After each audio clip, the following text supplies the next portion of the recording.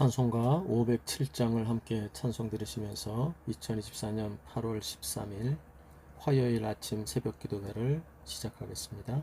찬송가 507장 함께 찬송합니다.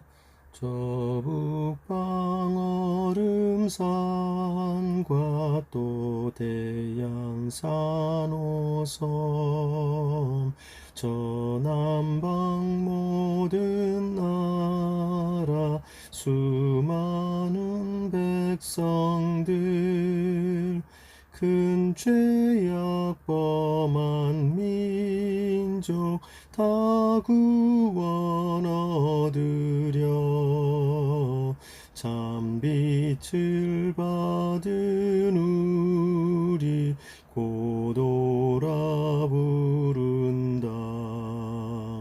주 은혜 받은 우리 큰 책임 있고서 주 예수 참된 구원 전하지 않으랴.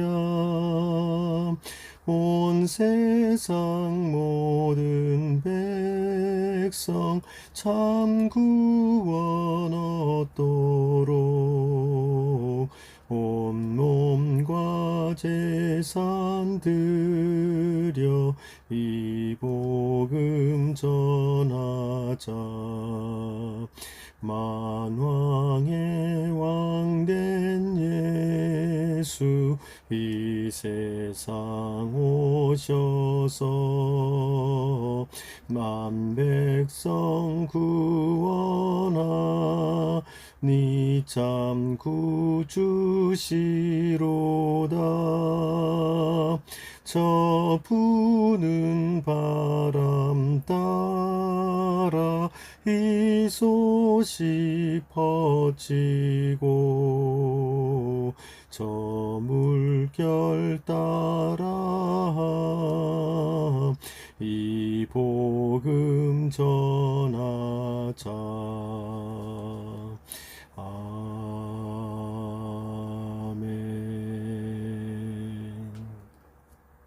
아멘. 오늘 함께 여러분과 나눌 하나님의 말씀은 구약성경 예레미야서 49장 23절부터 마지막 절 49절까지의 말씀을 나누도록 하겠습니다. 예레미야 49장 23절부터 39절까지의 말씀을 저와 여러분이 한 절씩 나누어서 읽겠습니다. 제가 먼저 23절 말씀을 읽습니다. 다메섹에 관한 대한 말씀이라. 하맛과 아르밧이 수치를 당하리니 이는 흉한 소문을 듣고 낙담함이니라. 바닷가를 비틀거리며 평안이 없도다. 다메섹이 피곤하여 몸을 돌이켜 달아나려 하니 떨림이 그를 움켜잡고 해산하는 여인같이 고통과 슬픔이 그를 사로잡았도다. 어찌하여 찬송의 성읍 나의 즐거운 성읍이 버린 것이 되었느냐. 이는 만군의 여호와의 말씀이니라. 그런즉 그날에 그의 장정들은 그 거리에 엎드러지겠고 모든 군사는 멸절될 것이며 내가 다메섹의 성벽에 불을 지르리니 베나닷의 궁전이 불타리라. 바벨론의 느부갓네살 왕에게 공격을 받은 게달과 하솔 나라들에 대한 말씀이라. 여호와께서 이와 같이 말씀하시되 너희는 일어나 게달로 올라가서 동방 자손들을 황폐하게 하라. 너희는 그들의 장막과 양떼를 빼앗으며 휘장과 모든 기구와 낙타를 빼앗아다가 소유를 삼고 그들을 향하여 외치기를 두려움이 사방에 있다 할지니라. 여호와의 말씀이니라. 하솔 주민아 도망하라. 멀리 가서 깊은 곳에 살라. 너는 바벨론의 느부갓네살 왕이 너를 칠 모략과 너를 칠 계책을 세웠음이라. 여호와의 말씀이니라. 너는 일어나 고요하고도 평안히 사는 백성 곧 성문이나 문빗장이 없이 홀로 사는 국민을 치라. 그들의 낙타들은 노략물이 되겠고 그들의 많은 가축은 탈취를 당할 것이라. 내가 그 살적을 깎는 자들을 사면에 흩고 그 재난을 여러 곳에서 오게 하리라. 여호와의 말씀이니라.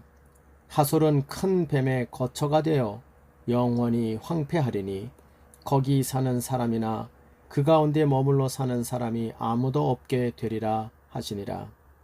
유다 왕 시드기야가 즉위한 지 오래지 아니하여서 엘람에 대한 여호와의 말씀이 선지자 예레미야에게 임하여 이르시되 만군의 여호와가 이같이 말하노라.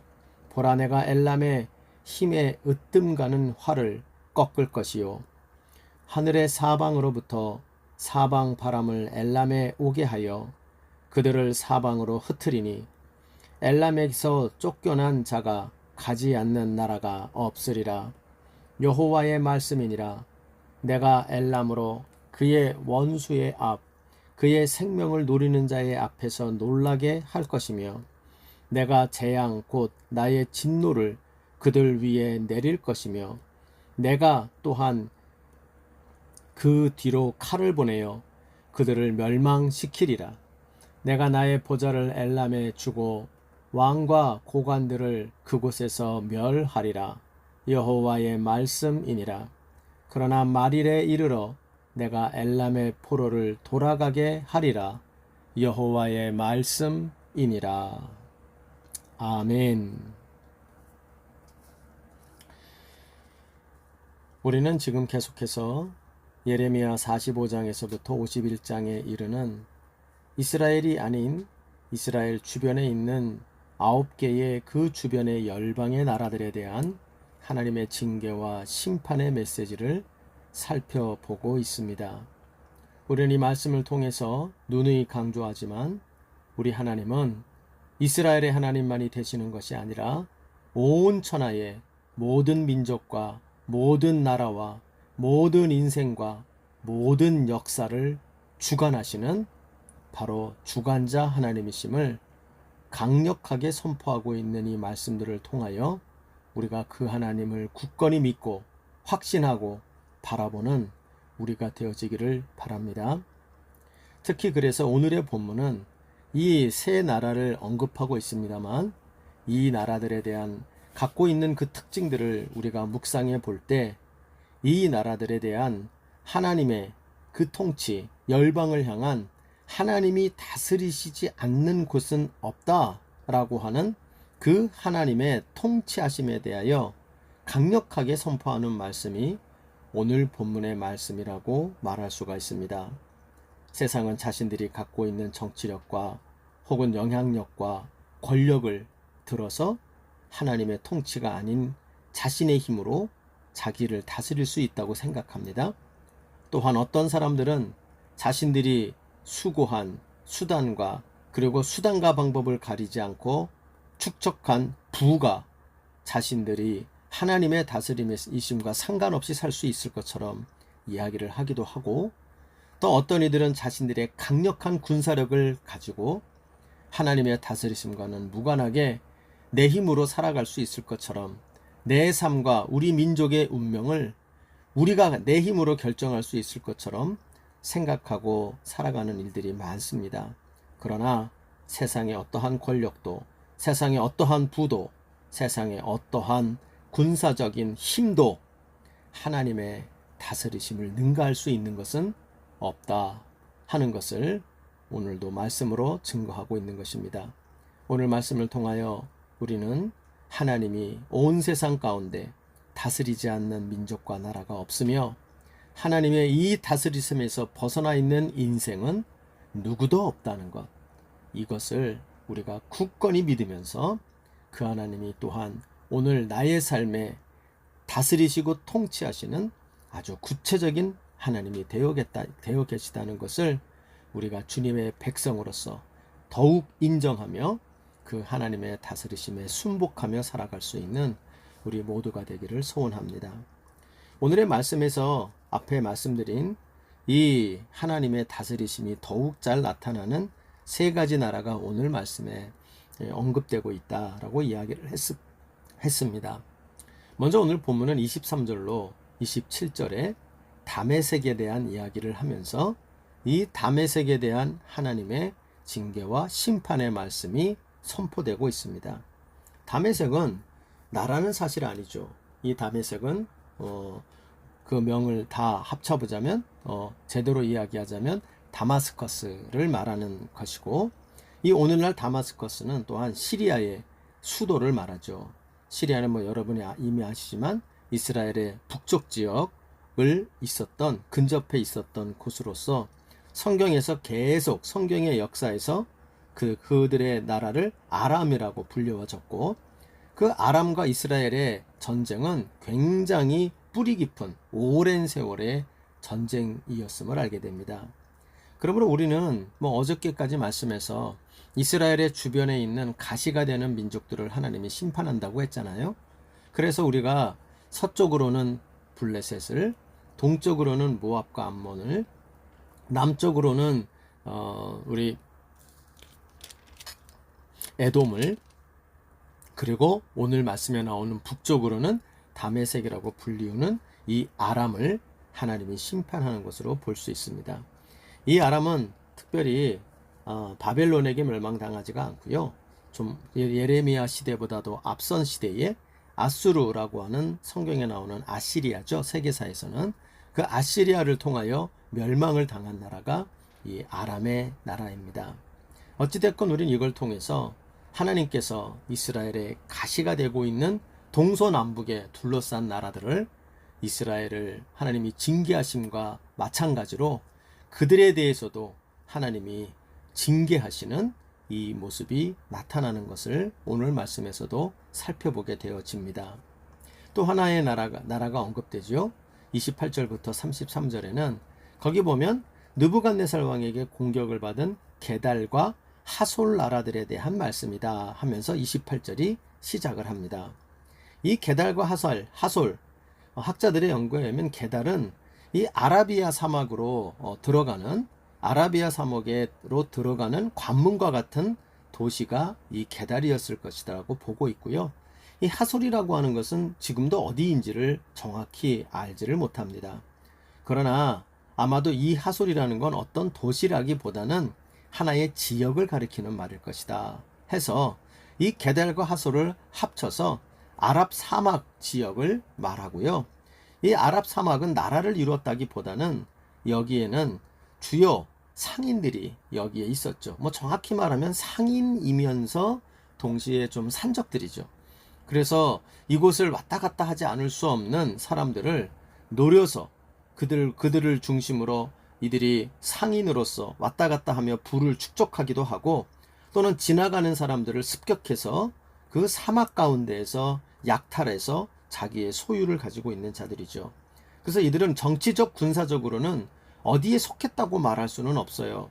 이들이 자기의 국경도 갖고 있지 않고 또 자기의 어떠한 영역도 특별히 갖고 있는 건 없지만, 그러나 그들은 그곳에서 그저 왔다 갔다 하는 그 사이에 정식적으로는 그 무역을 하며 자기의 부를 축적하는 방법, 아니면 지나가는 사람들을 약탈하여 부를 축적하는 방법, 그래서 그들은 자기들이 축적한 부를 가지고 그 중간지대에 적당히 거주하면서 그곳에서 자기의 세력을 이끌고 있던 사람들이요. 또한 어디 곳에 속하지도 않으니까 정치적으로나 군사적으로는 그들이 별로 문제가 되어지지 않도록 살면서 그저 자기들의 일신의 평강만 구하며 살고 있었던 사람들이 이 게달과 하솔에 살던 아라비아 사막에 거주했던 사람들로 보여집니다. 그들도 그러나 자기들이 아무리 그냥 자기들은 어떤 누구 편도 아니고 이 편 저 편에도 속하지 않고 우리는 그저 돈만 벌고 살겠습니다 라고 하는 그러한 삶을 추구했음에도 불구하고 그들의 그러한 추구도 결국 하나님의 심판과 하나님의 이 징계에서 벗어날 수는 없는 자들이 되는 것을 보게 되어지지요.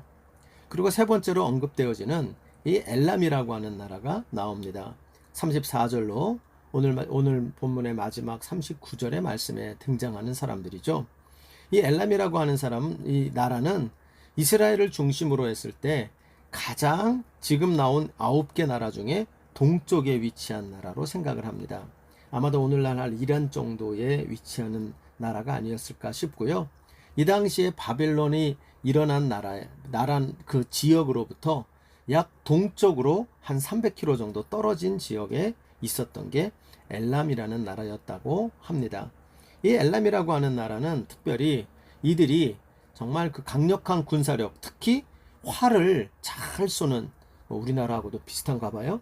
이러한 굉장한 그런 특별한 장기를 갖고 있는 강력한 군사력을 갖고 있는 나라였고, 고대에 그렇기 때문에 여러 나라의 고대 전쟁에 용병으로서 불림을 받아서 그 참전을 하게 되는 그런 나라입니다. 한마디로 활을 잘 쏘는 활의 용사들이 살고 있는 나라, 이렇게 알려져 있는 것이 아마도 엘람이었다고 보여집니다.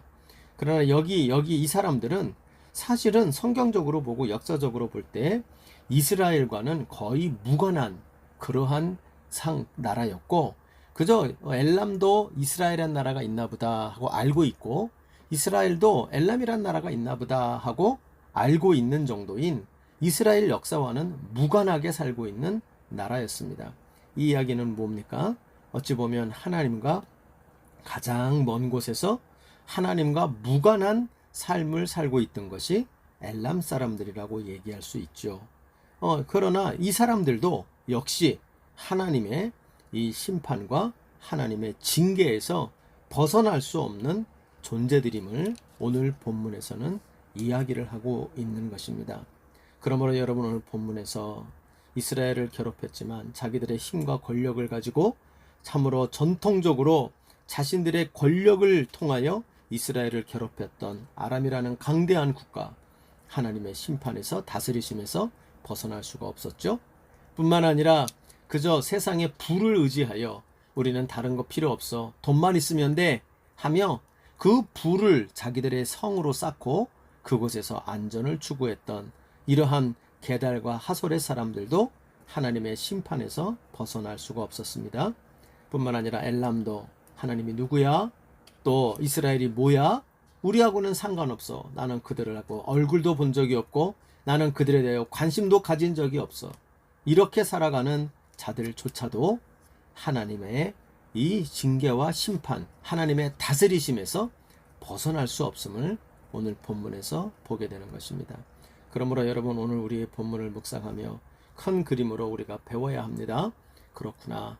이 세상에 그 어떤 삶의 형태를 갖는다 할지라도 그 모든 삶의 모습 속에서 하나님의 다스리심에서 벗어날 수 있는 민족과 나라와 그 인생은, 그 역사는 없구나 하는 것을 우리는 분명하게 깨닫게 되는 것입니다.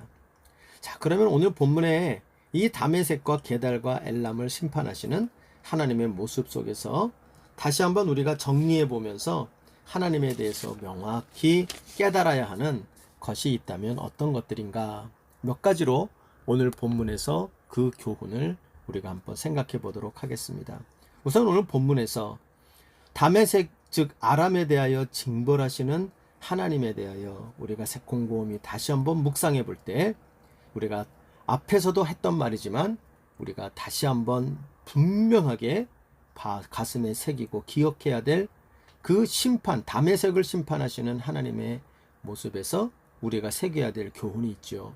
그것은 바로 하나님은 자기 백성의 가시가 된 자들을 반드시 기억하고 갚으시는 하나님이라는 거예요. 여러분, 이 사실을 다시 한번 확인하기를 바랍니다.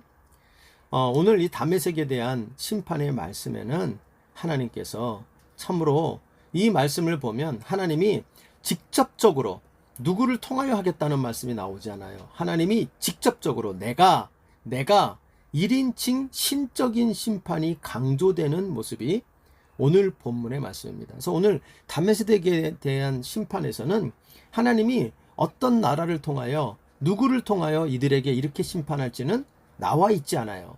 하나님이 그런데 보면 오직 나와 있는 것은 내가 1인칭 시점이에요. 그래서 그게 정점이 되는 게 27절이죠. 거기 가보면 내가 다메섹의 성벽에 불을 지르리니 베나닷의 궁전이 불타리라. 이 아람 나라의 수도가 되고 있었던 다메섹, 그리고 거기에 있는 베나닷이라고 하는 곳에 있던 아름다운 궁전이 하나님이 거기를 완전히 멸절시키고 하나님께서 완전히 불을 질러 버리시겠다. 하나님의 1인칭 신적 심판이 강조되고 있는 것이 이 다메섹에 대한 심판의 모습입니다. 하나님이 참 우리가 보기에 사랑의 하나님, 긍휼의 하나님이 이러실 리가 없어 싶을 만큼 하나님의 심판이 정말 무섭게 여기 표현이 되어져 있죠. 거기 읽어보면 쭉 23절부터 읽어보면 하나님께서 23절에는 평안을 없게 하겠다, 불안에 떨게 하겠다. 그러면 24절에 가면 해산하는 여인과 같이 그들 속에 고통에 몸부림치도록 만들어 버리겠다, 이렇게 써 있죠. 그러면서 25절 이후로 찬송의 서업, 즐거움의 성음, 그러니까 찬송 소리, 즐거운 소리, 막 이런 것들이 넘쳐나던 막 이들이 막 기쁨이 넘쳐나고 자기들끼리 세상이 주는 기쁨으로 취해버려 있던 이 나라가 어떻게 되느냐? 25절에 버린 것이 된다. 그 이유가 하나님께서 그들이 즐거움의 노래를 부르던 그때 그곳을 성벽에 불을 지르고 장정들을 모조리 죽여 멸절시켜 버릴 것이다. 하나님께서 무섭게 심판하는 것으로 나옵니다. 또 하나 재밌는 건 이 다메섹에 대한 하나님의 이러한 무서운 심판의 그러한 대한 결과와 그 심판 자체가 나타나 있는데요. 그런데 읽어보면 이유가 나오지 않아요. 다메섹은 그럼 왜 이렇게 많이 무서운 심판을 받을까? 왜 이렇게 하나님이 직접 나서서 화가 나셔서 이런 심판을 받도록 하나님이 직접 움직이시는 걸로 묘사가 되어져 있을까? 기록이 안 나. 왜 그렇게 하시는지 원인이 나오지를 않아요. 여러분, 원인이 안 나올 때는 두 가지죠. 그리고 그 두 가지는 바로 하나님이 가르쳐 줄 수 없는 비밀이 있기 때문이거나 아니면 모두가 알고 있는 다무나 당연한 것이기 때문이에요. 제가 보기에는 후자입니다. 이 이야기를 읽고 있는 이스라엘 백성, 그 이스라엘 백성은 다메섹을 하나님이 이렇게 심판하는 것이 당연한 것이에요. 이들을 오히려 뺀다면 이해가 안 되는 거예요. 그렇기 때문에 너무나 당연하기 때문에 하나님께서는 이들에 대하여 언급할 이유도 없고 이스라엘 백성에게 그것을 설명할 이유도 없는 거예요. 왜 그렇습니까? 여러분, 다메섹과의 이스라엘의 갈등은 굉장히 역사적으로 오랜 시간이고요. 이 다메섹, 즉 아람이 멸망하기 전까지 이스라엘과는 끊임없는 전쟁을 계속했어요. 그것이 이제 우리 성경으로 보면 사사기로부터 시작되어서 사무엘 상하로 연결되고 그리고 열왕기 상하까지 연결되어 북이스라엘이 멸망하기 직전 혹은 그 즈음에 아람이 멸망을 해버리는 이런 일이 벌어집니다. 그러니까 끊임없이 이스라엘을 계속 위협하고 괴롭혔던 그 북쪽에 있었던 존재가 바로 아람이었던 거예요. 여러분, 이 내용을 통해서 다시 한번 우리가 어제도 그제도 계속 강조하고 있는 내용이기 때문에 반복적이긴 합니다만, 그러나 다시 한번 이 하나님께서 반복하여 이야기하시는 이 내용을 우리가 교훈으로 삼아야 합니다. 하나님은요, 하나님의 백성들의 가시의 역할을 한 자들을 절대로 잊지 않으세요. 물론 내일부터 보면 바벨론에 대한 얘기도 나오지만 바벨론은 가시 정도가 아니라 완전히 박살내는 채찍이었죠. 아주 갈기갈기 찢어버리는 칼날이었죠. 그것도 하나님이 가만두지 않는데 하나님이 자기 백성을 건드리고 괴롭힌 자들을 하나님의 백성들이 스스로 나서지 않아도 하나님이 그들을 잊지 않고 그것에 대하여 하나님이 직접 나서셔서 하나님의 때에 하나님의 방법으로 그들의 가시된 역할을, 그 자기들의 하나님의 백성들을 괴롭힌 것을 잊지 않으시고 신원하시고 갚아주시는 하나님이다 하는 것을 보게 되어집니다. 여러분, 이 내용을 잘 기억하면서요, 하나님의 백성들이 이 땅을 살아가면서 여러 가지 가시들에게 혹은 여러 가지 하나님의 백성들을 괴롭히는 그 괴롭힘을 당하는 일들이 종종 있습니다. 여러분, 그러나 너무 실망하지 마세요. 그리고 그들에게 대하여 참으로 저렇게 무기력하고 힘이 없어서 우리가 당할 때가 많지만, 그러나 기억하세요. 하나님은 반드시 하나도 잊지 않고 이 다메섹을, 아람을 하나님이 철저히 직접적으로 심판하시듯이 하나님은 주의 백성들을 괴롭힌 것을 잊지 않으시고 반드시 하나님이 직접 나서 갚아주신다는 것. 이 하나님의 갚아주심을 기억하는 우리가 되기를 바랍니다. 그러므로 이것을 알고 있는 자들은 하나님을 바라보며 소망을 갖는 자들 되기를 바랍니다. 아울러 이러한 하나님의 모습을 우리가 볼 때 참으로 두려움도 가져야 돼요. 때때로 우리의 삶에서 내가 자의반 타의반 주의 종을 혹은 주의 교회를 혹은 주의 사업을 가시되는 일을 우리가 할 수가 있어요. 여러분 절대로 그런 일을 해서는 안 돼요. 우리가 보통 주의 종을 괴롭히거나 주님의 교회를 괴롭히거나 주의 사업을 괴롭히게 만드는 가시의 역할을 하는 사람들은 보통 그런 얘기를 많이 합니다. 이것은 하나님의 말씀을 집행하는 것이다. 이런 얘기를 해요. 좋아요. 정말로 하나님의 말씀에 맞는 원리에 의해서 가시의 역할을 한다면 그것은 뭐 잘못됐다고 말할 수 없어요. 그러나 제가 볼 때 많은 사람들이 그것은 하나의 자기의 겁대기에 그러한 명분을 만드는 것 뿐이요.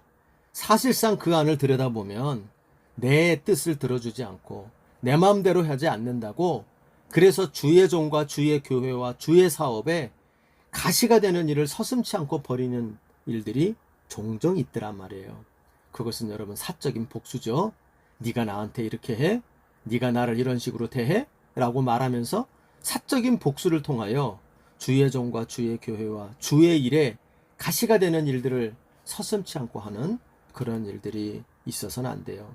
우리도 절대 그러지 맙시다. 정말 하나님의 말씀대로 하기 위하여 바르게 하기 위한 개혁 대찬성이에요. 얼마든지 그래야 돼요. 그러나 그것이 아니라 사적인 나의 복수에 의하여 이렇게 가시가 되는 일들을 서슴지 않고 한다면 하나님이 다 기억하고 그 기억하심 끝에 하나님의 복수하심이 있다는 것을 기억하며 우리는 할 수만 있으면 정말로 복수하는 삶이 아니라 베푸는 삶, 돕는 삶, 용납하는 삶, 그리고 하나님 나라를 위하여 기꺼이 헌신하는 삶을 살아가기에 힘쓰기를 바라요. 하나님은요, 하나님의 나라에 하나님의 백성에게 가시가 되는 것도 낱낱이 기억하시는 분이라면 우리 하나님은 하나님의 나라와 그의 백성을 돕고 용납하고 베풀고 그들을 위하여 헌신하는 자들은 더욱 하나님이 잊지 않고 또한 보상하시는 분이시라는 것을 기억해야 합니다. 우리가 이 모습을 잘 기억하며 주님의 나라를 위하여 보람되이 살아가는 주님의 백성과 교회들 되시기를 주의 이름으로 부탁드립니다. 두 번째로 오늘 본문에 나오는 것 중에 우리가 또 하나 잊지 말아야 될 우리 열방의 주관자 되시는 하나님의 또 하나의 모습이 있다면 오늘 말씀의 이 교훈을 통해서 얻어야 될 것이 바로 이 게달, 즉 아라비아의 상인들에 대한 징벌의 모습에서 우리는 살피게 돼요. 이것은 뭘 얘기하냐면 바로 자기는 어느 곳에도 속하지 아니하고 그저 내 수단과 방법을 통하여 나는 이쪽에도 혹은 저쪽에도 끼지 않고 어떠한 정치적으로나 어떠한 군사적으로나 편들지 않고 나는 그냥 조용히 그냥 돈만 좀 벌어서 그 돈이나 잘 번 가운데서 누구하고도 척을 지지 않고 평안하게 살 거야 라고 추구하는 그 사람들에 대한 징계가 나와요. 이걸 통해서 깨닫게 되죠. 이 게달과 아라비아 상인들을 하나님이 징벌하는 모습을 통해서 우리는 또 하나 기억을 해야 돼요.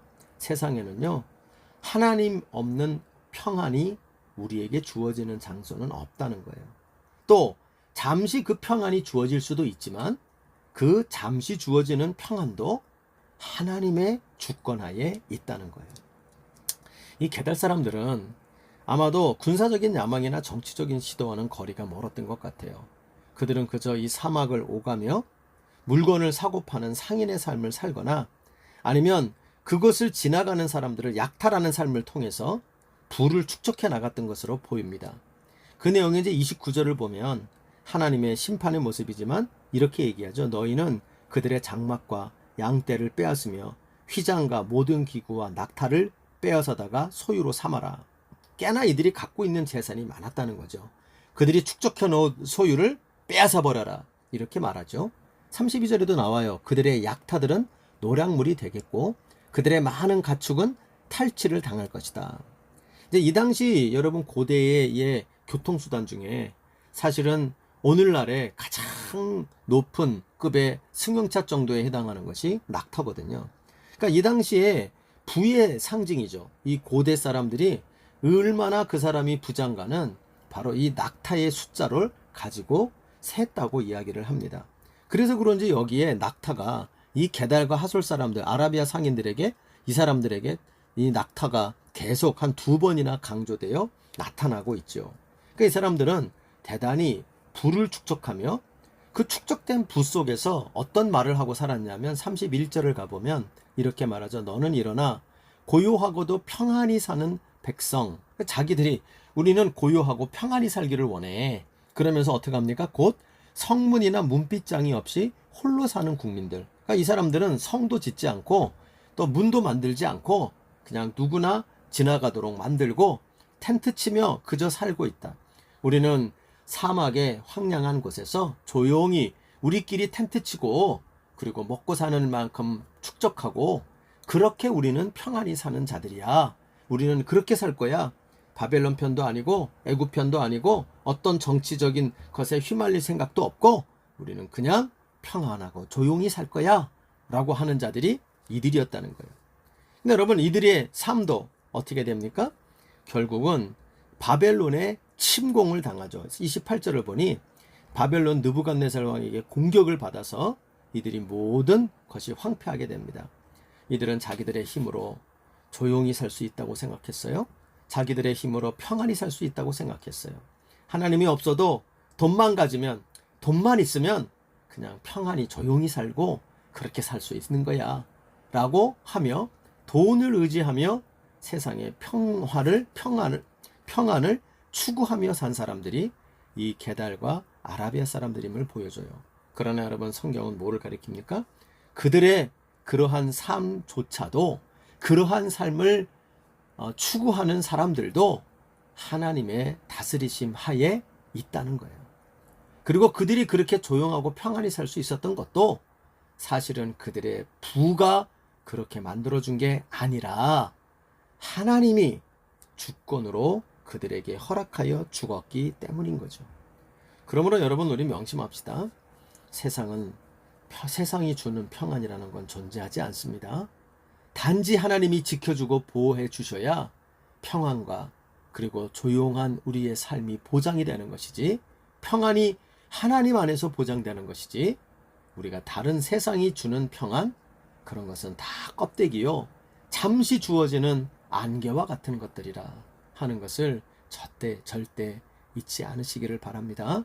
그러므로 세상 사람들이 그것을 깨닫는 건 어렵겠지만 그러나 이 진리를 하나님 외에는 세상에 진정한 평화를 얻을 것이 없다는 것을 알고 사는 우리 하나님의 백성들은 절대로 오늘날 우리 자본주의에 사는 우리는 더욱더 그런 경향이 많은데요. 돈이 가져다주는 평안, 돈이 가져다주는 우리의 안전, 그것에 절대로 속지 말고 그것도 잠시 안개와 같은 것들이라는 것을 기억하며 하나님 안에서 외에는 세상이 주는 평안이라는 것은 존재하지 않는다. 이것을 명심하는 주의 백성들 되시기를 바랍니다. 세 번째로 이제 엘람에 대한 하나님의 징벌과 회복의 단락을 우리가 묵상해 보면서 우리가 생각해야 될 또 하나의 결론이 있죠. 그것은 이미 앞에서 제가 말씀드린 것과 거기서 이미 여러분에게 말씀드린 것과 동일한 내용입니다. 즉 무슨 내용입니까? 엘람에 대한 심판과 징벌을 보면서요. 이렇게 생각을 하셔야 돼요. 하나님과 무관한 인생이란 없어요. 아무리 보잘것없이 작고 아무리 하나님하고는 멀리 상관없이 떨어져 있는 자들인 것 같아도 그들조차도 하나님의 다스림 하에 있다는 거예요.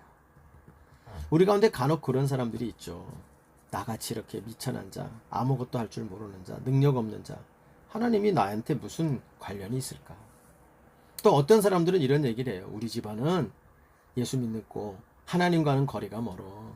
우리는 대대로 유교 집안이고 대대로 불교 집안이고 그래서 하나님에 대한 얘기하고는 거리가 너무나 멀게 살아온 거야. 우리는 하나님하고는 상관이 없는 인생이요. 우리 가문이야. 이런 사람들이 있죠. 여러분 근데요. 그건 자기 착각이에요. 자기는 그렇게 생각합니다. 나같이 작은 자가 하나님하고 무슨 상관이 있어? 나같이 하나님 모르고 살아온 우리가 하나님하고 무슨 상관이 있어? 그 성경에 하나님이 있다는 건 알지만 우리하고는 상관없어. 나하고는 상관없어. 라고 말해요. 여러분, 그런데 성경은 그렇게 말하지 않죠. 하나님과 상관없는 인생, 하나님과 상관없는 나라, 하나님의 다스림이심에서 벗어나 있는 나라와 민족과 인생은 없다. 이것이 말씀에 나타나 있는 거예요. 그래서 여러분, 이 엘림이라고 하는 하나님과는 너무나 떨어지고 이스라엘과는 너무나 멀리 있는, 그리고 하나님과에 대해서 관련 없이 살아왔던 이 민족에 대해서도 하나님이 37절 이후로 쭉 보면 하나님이 그 나라의 흥망성쇠를 주관하고 계시다는 걸 말씀하고 계세요. 37절에 이렇게 말하죠. 뒷부분 가면 내가 또 그 뒤로 칼을 보내어 그들을 멸망시키리라. 심판을 이야기해요. 하나님의 주권이에요. 38절을 보세요. 내가 나의 보좌를 엘람에 주고 왕과 고관들을 그곳에서 멸하리라. 엘람의 왕이 되고 고관이 되는 거 누가 주관해요? 하나님이 주관해요. 그런데 39절 또 보세요. 그러나 말일에 이르러 내가 엘람의 포로를 돌아가게 하리라. 여호와의 말씀이니라. 그래서 여러분이 엘람이란 나라가 나중에는 어디에 포함이 되냐면 페르시아에 포함이 되고요. 엘람의 중요한 도시라고 하는 수산성이 나타나요. 근데 이 수산성이 나중에 페르시아의 수도가 됩니다. 그래서 아마도 어떤 성경학자는 그때의 이야기를 하나님이 먼저 예레미야를 통하여 해주신 것인지도 모르겠다. 이렇게 이야기를 조심스럽게 하는 내용도 발견하게 되어집니다. 어찌됐건 여러분, 오늘 이 본문의 내용을 통하여 우리는 분명히 깨달아야 합니다. 하나님의 다스리심에서 벗어나 있는 인생, 하나님과 멀리 떨어져 하나님과 상관없는 인생은 아무도 없다는 것, 이것을 기억해야 합니다. 자기 착각 속에서 나는 하나님과 상관없어, 내 인생은 내 거야, 내 마음대로 살 거야. 아니요, 하나님의 다스리심에 벗어나 있는 인생과 그 나라와 민족은 없다는 것을 생각하고, 지 마음대로 하는 것 같아도 지 마음대로 사라지는 인생과 나라는 없다는 것, 이것을 우리가 오늘 본문의 말씀에서 명확하게 하고 살기를 소원합니다. 여러분, 오늘 말씀에서 다시 한번 나타난 온 천하를 주관하시는 하나님을 절대로 잊지 맙시다. 우리는 하나님의 백성입니다. 예수 안에서 성령으로 인치심을 받은 하나님의 백성, 하나님의 자녀입니다. 그러므로 우리가 열방의 어느 곳에 속해 있든지 간에 우리는 이 하나님과 무관한 열방에게도 비춰주신 예레미야를 통해 주신 이 주관자 되시고 실제로 다스리시는 하나님의 이 모습을 우리는 더욱 명확하게 새기고 그 가르침에 따라 살아가고 세상에 증거하는 주의 백성들이 되어야 될 것입니다. 이 세상에 권력을 자랑하며 산 다메섹 그 아람을 하나님이 반드시 보응하셨음을 바라보며 우리는 하나님이 자기 백성에게 가시되는 일을 절대로 잊지 않고 보응하신다. 그러므로 우리도 절대 어디를 가든 가시되는 삶 절대 살지 말고 하나님이 기억하고 계심을 꼭 붙잡으며 하나님의 백성들 주의 나라를 위하여 헌신과 희생하는 삶으로 살아가는 우리 모두가 되기를 바랍니다. 또한 물질이 보장해주는 세상의 평강의 삶, 다 안개와 같은 것들이라는 것을 기억하며 하나님 없는 세상이 주는 평강은 없습니다. 게달 사람들은 그렇게 살려고 애를 썼지만 그것조차도 하나님이 잠시 허락해 준 것에 불과할 뿐이라는 것, 이것을 기억하며 물질이 주는 평안, 그것들이 절대 하나님의 주권에서 벗어날 수 있는 것 아님을 기억하고 물질에서의 얻으려고 물질이 주는 평안을 추구하는 삶을 절대 살지 않는 우리가 되기를 바랍니다. 또한 엘람을 심판하시는 것처럼 자신들의 군사력을 믿으면서 하나님과 상관없이 우리는 내 인생은 내가 지켜, 이렇게 나오는 모습이 보이는데요. 하나님과 상관없는 무관한 인생이란 존재하지 않습니다.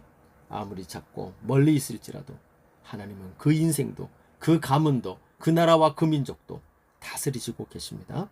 여러분, 이것을 절대 잊지 말고 우리의 일거수일투족이 주님의 다스림 하에 있다는 것을 기억하며 날마다 어떻게 하면 주를 더 기쁘시게 할까, 어떻게 하면 주님께 더 순종하며 살아갈 수 있을까, 우리가 항상 거기에 관심을 두고 이 세상 가운데 하나님의 이 다스리심을 선명하게 드러내며 살아가는 저와 여러분의 인생 되시기를 주님의 이름으로 간절히 부탁합니다. 주님 가르치신 기도로 마무리합시다. 하늘에 계신 우리 아버지여, 이름이 거룩히 여김을 받으시오며 나라의 임하옵시며 뜻이 하늘에서 이룬 것 같이 땅에서도 이루어지이다. 오늘날 우리에게 일용할 양식을 주옵시고 우리가 우리에게 죄 지은 자를 사하여 준 것 같이 우리의 죄를 사하여 주옵시고 우리를 시험에 들게 하지 마옵시며 다만 악에서 구하시옵소서. 대개 나라와 권세와 영광이 아버지께 영원히 있사옵나이다. 아멘.